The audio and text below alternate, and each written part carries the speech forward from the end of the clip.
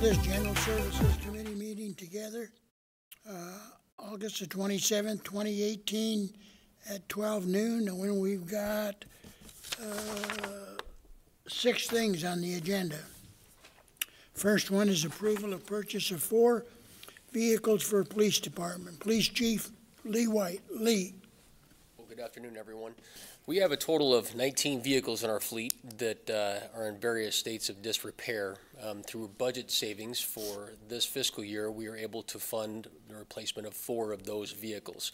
This is a pretty simple request, really. I'm not asking for any additional funds. We have the capacity within our existing budget.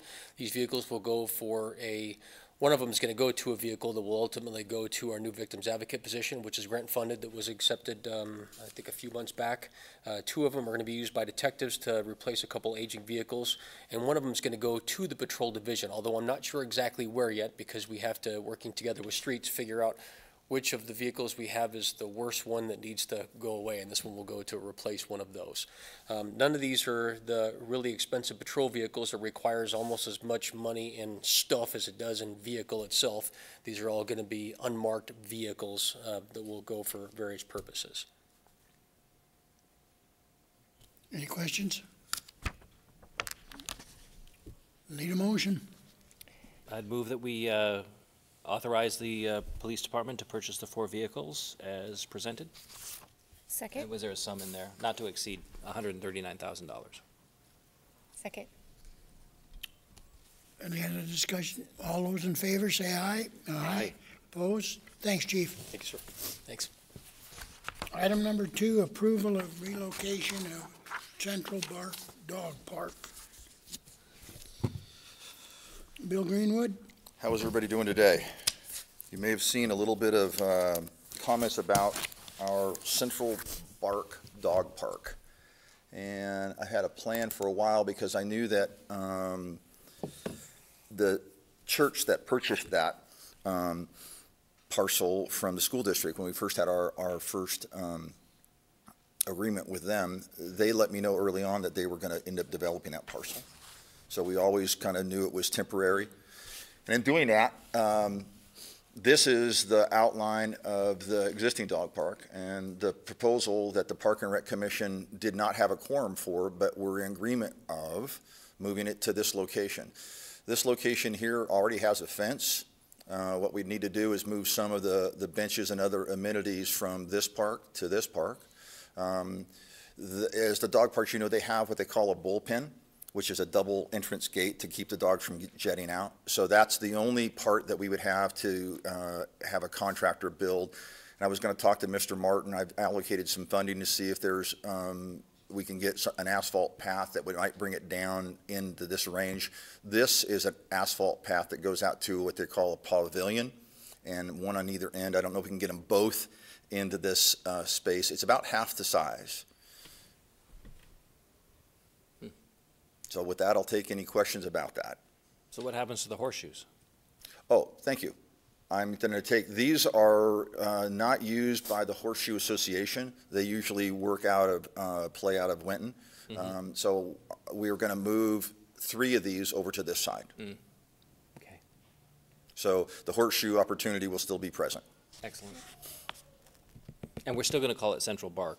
Correct. So we're going to move, there's a sign as you walk in, it sets right there. The bulletin board and all that will be moved to this bullpen area. Excellent. Any other questions? Need a motion? I'll make a motion that council approve relocation of the Central Bark Dog Park to the east side of Northshire Park near the tennis pickleball courts. Second. Any more discussion? All those in favor say aye. Aye. Opposed? Okay, item number 3, approval of allocation of funds from Parks Capital Improvement Fund to assist with remodeling cost of Memorial Field grandstand. Bill? So, council, you will see a full-blown presentation from the architectural firm that's doing the work. They've got a pretty nice dog and pony show that I was going to bring it to your next meeting. Good. So this is a slide from that presentation. And they're really keeping with the historical aspect of this, and I'll let them speak to more about why they went to that. Mr. Mueller was involved in that historical stuff, being that he's a history buff and has written a pretty cool book. This is the wrong one, I'm sorry. And this is from the other side. What you don't see is there's an actually dugout for home right here. And visitors, within the construction exists another dugout that's above grade as well, that's along the third baseline, and that would be visitors. So within the structure, there's an access from a locker room that would bring home team through that to this grandstand, or to this dugout, which again, you don't see there. But what we're here really to talk about is the budget in which what we're working with here.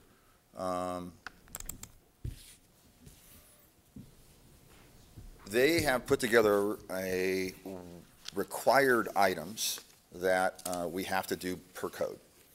These items that you see before you now are about some extras that would really help enhance and create the longevity of this historical building for many years to come. And so I went to the Ignite board, and they would like to partner, since all the funding for the base bid is from Ignite, this number here. They were willing to partner 50-50 on these other items. And I'll take any questions about any one of these upgrades that you would like me to expound upon. We went from on this one, I'll just go through them. The bottom one here is the cedar siding. We were going to do grand fir. The longevity of cedar is better. So again, we opted to do that. The stainless steel toilets and lavatories. Our experience has been that when people are passionate about a sport like baseball, sometimes they get a little frustrated with their own performance, and they like to take it out on porcelain. So we thought that this would be a way to get around that. The scoring platform. You see them going in the bathroom with a welding torch, you know we're in trouble. So the scoring platform is something that would be a scorer's booth. If you remember way back when, way back when there was a booth inside up about 3/4 away up, but it was actually a building and people were breaking into it and sleeping, so we removed it. But this would just be a platform to allow for the scorers and the announcer to have a level spot that would be cut out into those existing stairs that he could just put a table on. And it would be plumbed for all the electrical and audio that they need there. Cool. The sub floor is, the current structure is 2x8s and 10s. That's there. We could strip that down and paint it. We would seal it, but we'd put an overlayment across the top of that, and that's what that number's for. And they believe that would be a better structure. Again, not required, but recommended. The gutter system is really critical. It includes dry wells to pull all the moisture away from the building. In the design, you'll see when they make the presentation to you, they've actually created more of a concrete top, because right now the wood goes all the way to the bottom and it wicks up into the building. So they've created a really nice separation. But in addition to that, we would like to go ahead and have a gutter system. And it goes out to a couple different dry wells that are out and about and pulls it away from the structure itself. This is a good one to do. There are a couple, because you know we realigned the field. And in doing that, there along first base, there's a couple of poles that are kind of in the field of play. And structural analysis says that with the structural upgrades that we're proposing, the light racks can be mounted on the roof and we could remove the poles. These are poles that were existing, so we weren't out any capital to install new poles. So that's why they're where they were, or are rather. And the bleacher steps is about, if you walk that, grandstands, you know they're off-camber, not off-camber, but they're not consistent on the rise of them. And so they would actually build steps that are really to code and just make it easier for people to take a step up and down, going up and down the stairs. And these are just additional upgrades that would help enhance, again, like I said earlier, to create a better longevity for the building itself. So Ignite Board was willing to do the 50-50. Again, the Park Commission did not have a quorum, but they were in favor of this allocations of funding from Parks Capital. Any questions? I don't have any questions. I think this is great, and I think that the community is going to be excited that the grandstand is staying and being improved upon. Good. There's a lot of history there. Excellent. Need a motion? I'll make a motion that council approve the allocation of $136,881.50 from the Parks Capital Improvement Fund to assist with the remodeling cost of the Memorial Field grandstands. Second. Any more discussion? All those in favor say aye. Aye. Aye. Opposed? Thanks, Bill. Thank you. Item number 4, approval of finance and customer service counter rebuild. Bonnie? Good afternoon. So my request is similar to the one from the police chief, as in we have savings in our budget and would like to fix our counter, and we would also like to help municipal services fix one of their desks right as you come into customer service to make it so that they can see the customers coming in. We've had lots of issues with it. The counter, the major one is the surface area that they have is not enough to put their computer screens and also their keyboards. So I have one person whose keyboard is hanging slightly off the edge.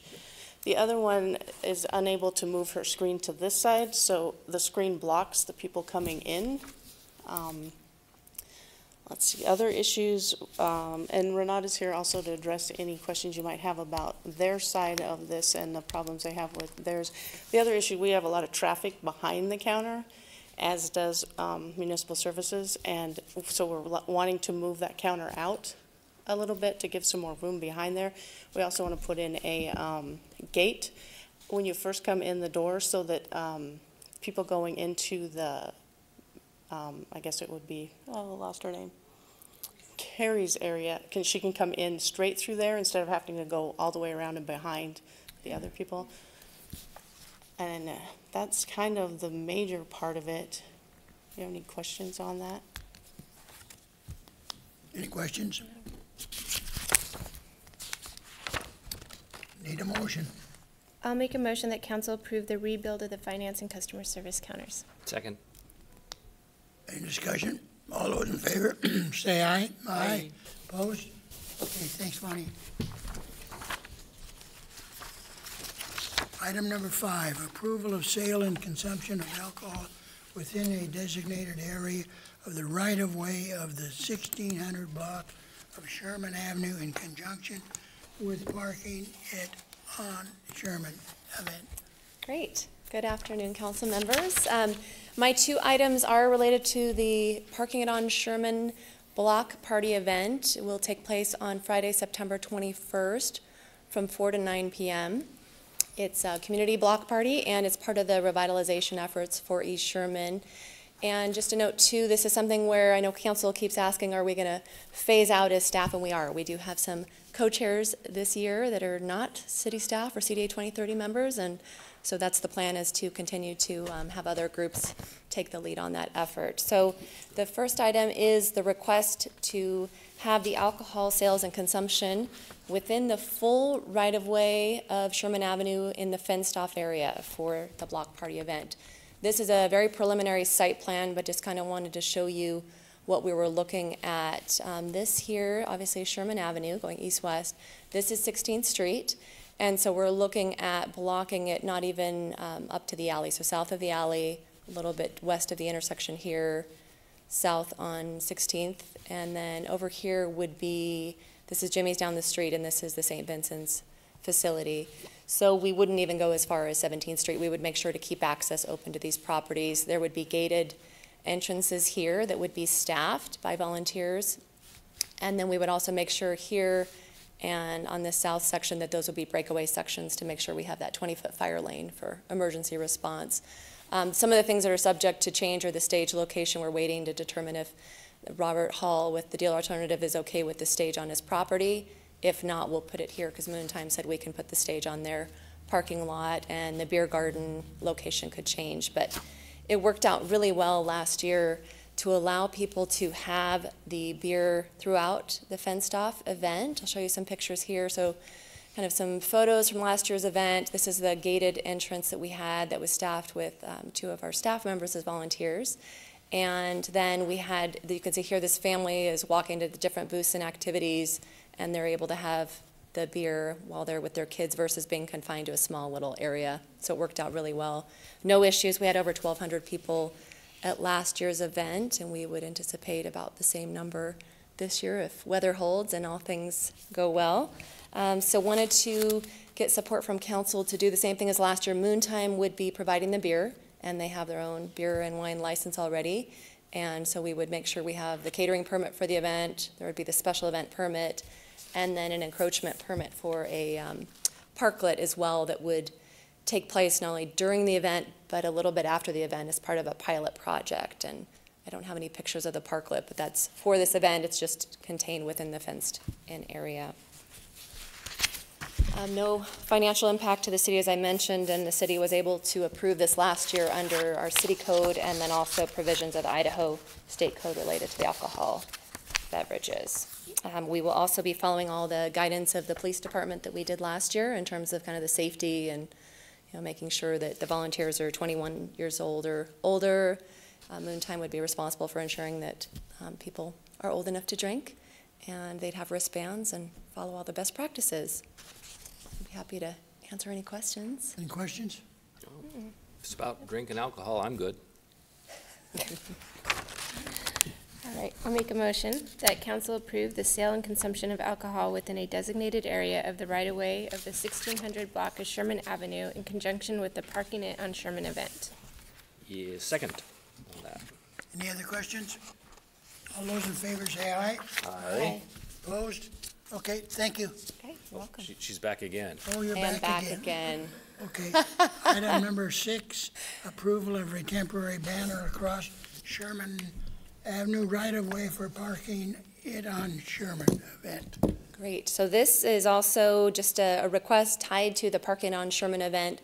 These are 2 images of banners that are across street rights-of-way. I was unable to find. We're not using those particular We're banners. not. No, that would definitely mislead people.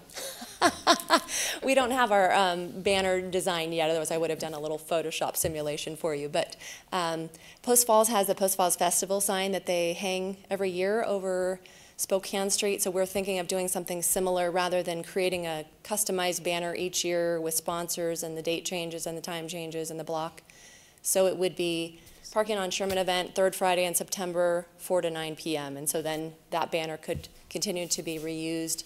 Shenango's has offered to print there are 2 banners, so we would hang them so it would look like it was double-sided, and to provide the sponsorship cost to cover that as well. And this is something Tim Martin had suggested I reach out to ITD, so I did, and their guidance is just make sure it's hung at least 22 feet high above the road to avoid any conflicts with the oversized vehicles.